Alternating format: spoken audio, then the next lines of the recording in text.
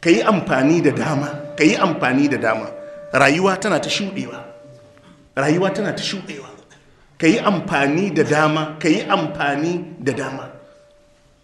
Damar ka ta rayuwa, annabi ya ce ka yi amfani da ita kafin lokacin mutuwa. Damar ka ta lafiya, annabi ya ce ka yi amfani da ita kafin rashin lafiya.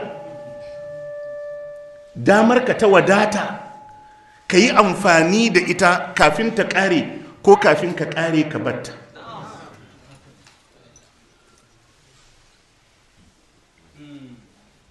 Damar ka ta lokaci da kake da shi, farak, ka yi amfani da ita, kar ka ɓata lokacinka. Duk rayuwanka da lokacinka ka ƙare shi akan social media.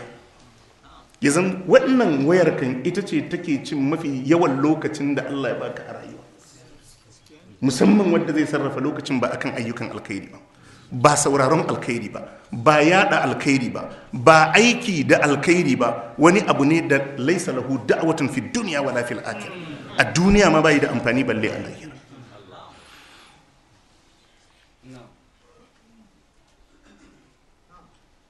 Yanzu nan ina zuwa na samu ana ta aiki, ganin ruwa iwa'in shafi yana tonawa, ga bohol, ga famfuna kun gansu, su bayan gida, ga hertank da aka saka, ga sunan ana ta yi. Ya kyautata wa kansa.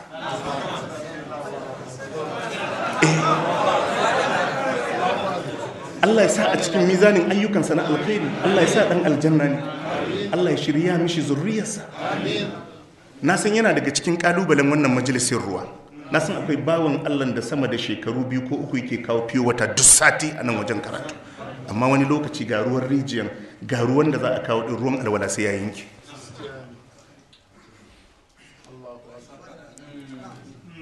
Yayi riba ko bai ba? Yayi.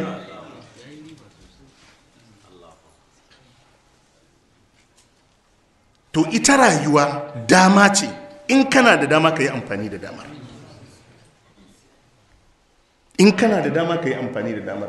Kuma ko ni ba a sanar mini ba, kawai na zo na samu ne ana aiki. Shi kenan. Wadda ya yi don shi ya gani. To mu yi ƙoƙari duk damar da ka samu, duk damar da ka samu, duk damar da ka samu ka yi amfani da ita. Duk damar da ka samu ka yi amfani da ita. Duk damar da ka samu ka yi amfani da ita.